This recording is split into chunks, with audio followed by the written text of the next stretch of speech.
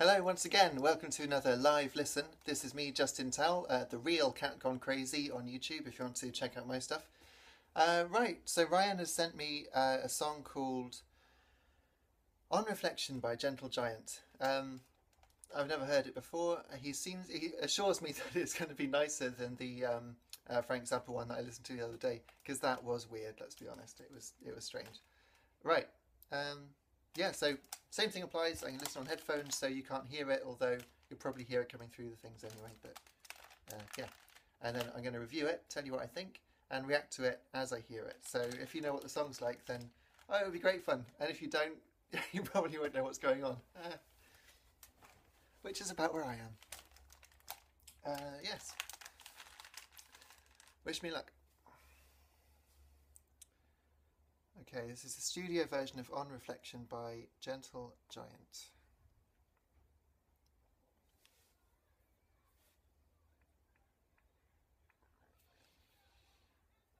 Okay, so that sounds...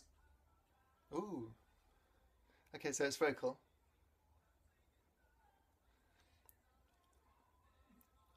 Overlapping vocals in a kind of a round, I think. The production doesn't sound modern. Oh, now it's over here. Okay, big stereo split.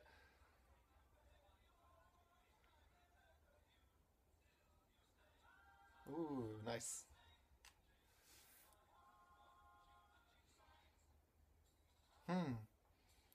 Okay, I think this is recorded in the 60s from the sound of it.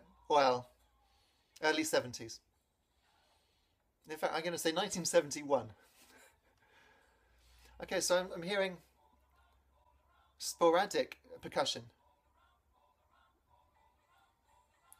Not too sure about the repeating vocal bit. All around, all... I shouldn't sing it or it would be a cover. Oh, it's fading out. Okay, and now we've got acoustic guitar in this ear and male vocal in this ear.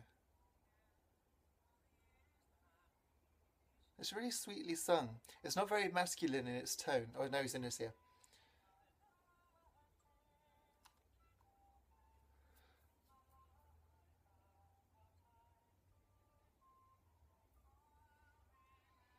I think he's using head voice, and he's a very good vocalist. But it's also a little, dare I say it, hippie sounding.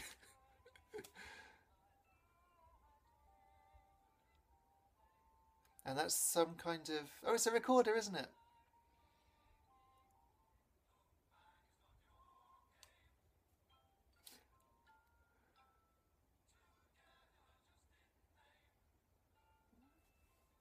Okay, so vocal bits then copied, answered by the musicians, which is a clever effect. You know, it's a nice thing to do. It's a good musical technique. But I'm trying to think what the word is. I don't want to say poncy.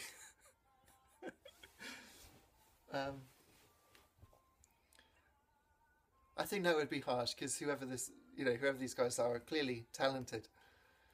Shouldn't be called poncy.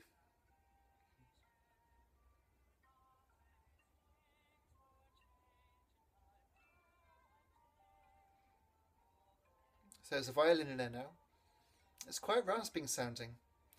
I get the impression that this is from a time where perhaps they just got 8-track recording or something, so they could really experiment with how layers worked, how harmonies worked. Because people don't do this sort of thing now. Now that we can do anything, we don't really experiment with the possibilities of multi-tracking, but these guys really seem to. Oh, back to the all-around bit.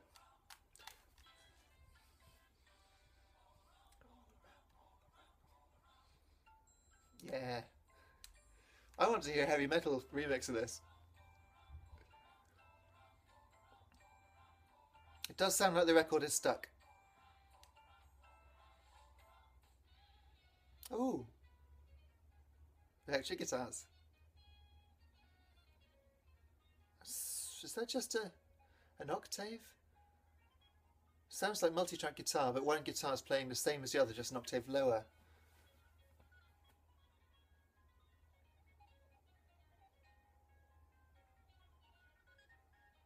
It's very complex. I should imagine if you're trying to write this. Oh, there's the drums. Oh, that's good. I was going to say if you're trying to write it down, it'd probably take a while to annotate it all.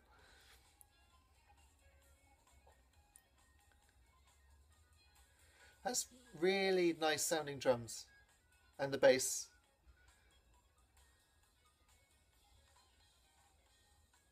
I mean, this is clearly a band on the top of their game. Oh, it's fading out just when it's getting going. I wonder why they faded out. Is that it? Yeah. Well, I wonder why they faded out at the end. Because to be honest, it sounded like... I mean, it wasn't... I don't think it was just improvised because the instruments were interplaying with each other so... in such a complex manner. I don't think you could just say, oh, we're going to go up and down these scales. Yeah, it has to be that was composed like that. And yet they faded out. So maybe they screwed up the ending. Perhaps someone just started saying all around, and someone shot him. Could happen. Right, so, review. What did I think of it? Well, firstly, it was a lot better than last week's in terms of the lyric, although I must confess I don't really know what the lyric meant. But I don't think the police would get involved, so that's good. Musically, loads of different instruments, all very well played. I thought the violin was a bit harsh sounding, a bit harsh. Vocally, very strong. The harmony is fantastic. It's well produced, but I get the impression this was recorded... I mean, does it say which year? 1975. Oh, I was off by 4. Well, there we go. I mean, it's recorded in 75. So, yeah, it's a very strong production for a song. But then around that time, people were trying new things and pushing on from what older bands like... well, the Beatles, obviously. I mean, everything's like the Beatles, listening to these things. But also, Hendrix would experiment with different multi-tracking stuff, and it sounds like they're taking all that a little further. So I'm not sure the all-around bit is quite a good enough hook, because I hope it doesn't keep going in my head. I'm not going to listen to it for a second time because it will get stuck in my head, and it will just go all around, all around, all around, all around, all around, all around, like that. And no one wants that. So I say 8 out of 10. Yeah, that's a strong 8. Not because I love it, but because I can see that was a really good recording of music. Yes. So, shininess scale. I should start off with more shiny things around me, shouldn't I?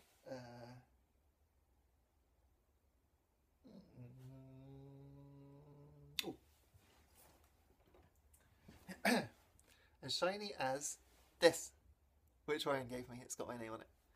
It's got Outrun cufflinks in it. Yeah, and as you can see, that is really shiny. So that was a pretty shiny thing. Thanks very much for watching, and looking forward to seeing what Ryan makes of the lovely little ditty that I've sent him. Take care. See you soon.